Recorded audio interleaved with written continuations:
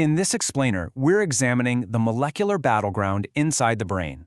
We'll be exploring research that provides an atomic-level blueprint of how a natural compound, baicalensis, destabilizes the toxic tau protein aggregates, which are hallmarks of Alzheimer's disease and chronic traumatic encephalopathy. Let's explore the details of this molecular confrontation.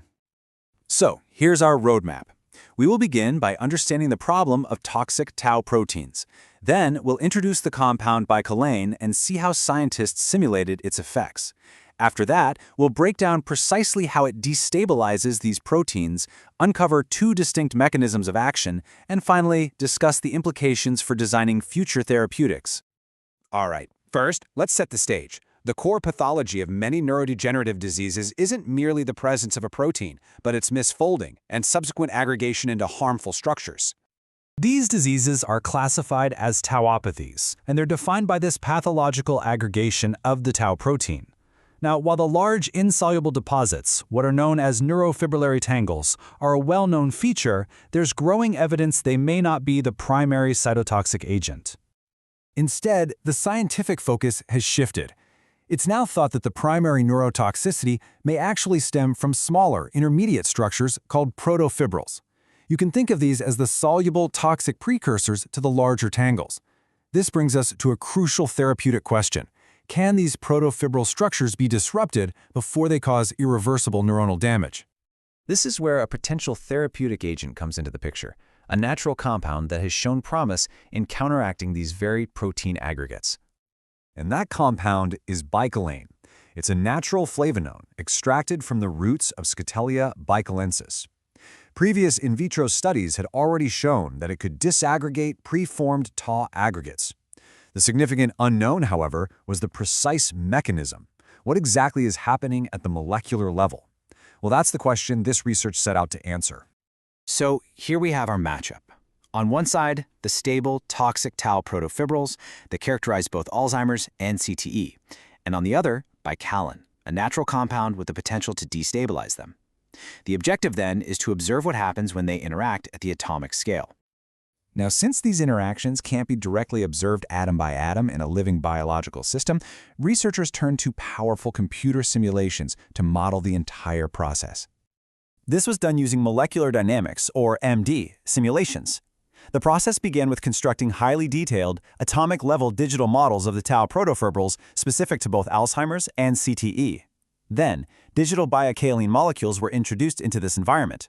A simulation was run, calculating all the physical forces between every single atom over a 600 nanosecond period to see how the protein structure evolved over time.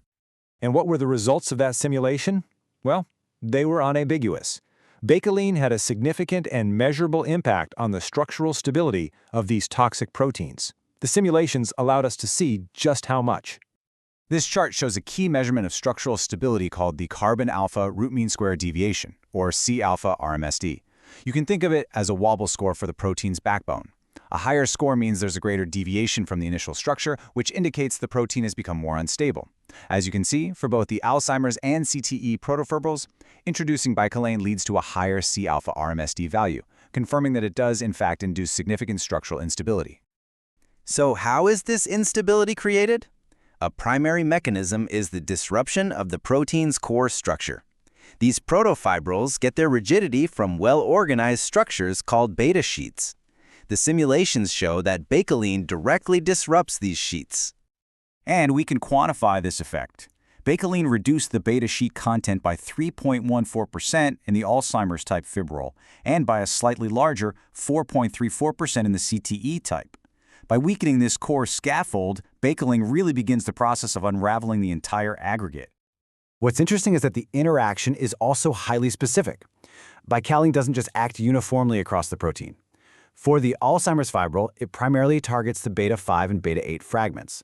For the CTE fibril, on the other hand, it concentrates its effect on the beta-2 fragment. This demonstrates a targeted, disease-specific interaction.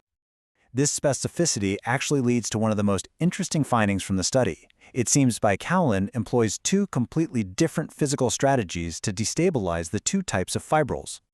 When it interacts with the Alzheimer's type protofibril, the simulations show that baicalensis induces stress, which elongates the structure along its vertical axis. It essentially makes it longer and less compact. In contrast, for the CTE protofibril, baicalensis induces changes along the horizontal axis. So instead of stretching it vertically, it pulls the structure apart from side to side, making it wider and more extended. So why these distinct conformational changes? The reason lies in the specific intermolecular forces that baicalenin disrupts. For that vertical extension in the 80 fibrils, it weakens a specific cation-π interaction between two amino acid residues. For the horizontal extension seen in CTE fibrils, it disrupts a pi-pi stacking interaction, the force that allows flat aromatic rings in the protein to stack together. By weakening these distinct bonds, it forces the protein to pull apart in two very different directions. Understanding this level of detail is much more than an academic exercise. It provides a precise blueprint for designing better, more targeted therapeutics in the future. This table summarizes the molecular forces baicalensis uses to bind to the proteins.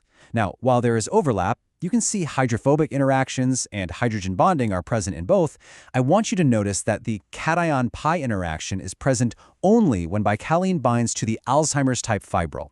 This explains its unique vertical destabilizing effect. Another key insight is the location of baicalensis binding. It preferentially attaches to the outer edges, or what are called the boundary chains of the protofibril. This is significant because it could effectively cap the fibril, which would sterically hinder new tau proteins from joining and elongating the toxic aggregate. And this level of specificity extends down to the ligand molecule itself. It isn't just that baicalensis binds differently to each type of fibril, but that different parts of the baicalensis molecule are responsible for the key interactions. For the AD fibril, ring A is dominant in binding. For the CTE fibril, it's ring C. This provides critical information for drug designers about which chemical groups are most important for targeting each specific tauopathy. As the study's authors conclude, this work offers direct theoretical implications for rational drug design. By understanding the exact interactions at an atomic level, the field can begin to move from broader approaches toward the precision engineering of new therapies. So, we're left with a powerful question. We now have an atomic-level map showing not only that a compound is effective, but precisely how it functions differently against two distinct conformers of the very same protein. Can this kind of detailed structural blueprint truly guide the development of the next generation of targeted drugs for neurodegenerative diseases? This research strongly suggests that it can.